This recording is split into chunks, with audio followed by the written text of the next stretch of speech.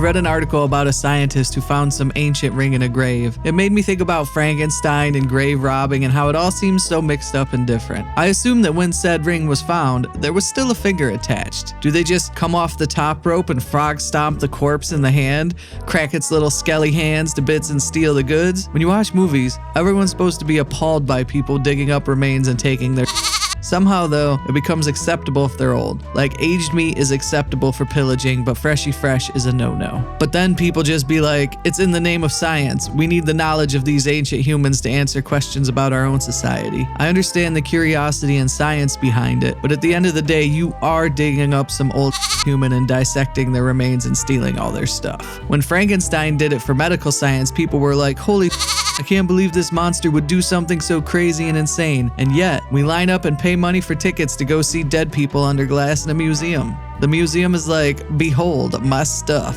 And they point to all this looted treasure and corpses and we're like, ooh, ah. The dead guy under glass is like, ain't this some bull?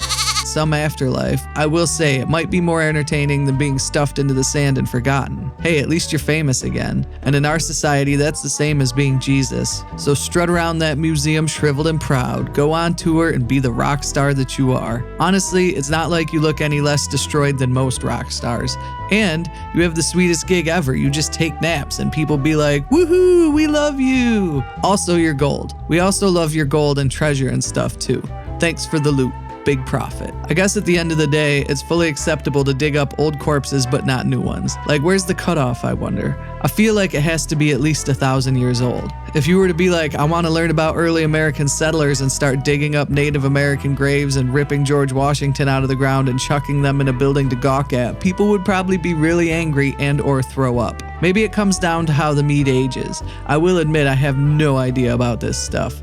Maybe if a body is only 200 years old, all the smelly greasy bits are still attached. No one wants to see that. I prefer my public corpses to look like raisins, thank you.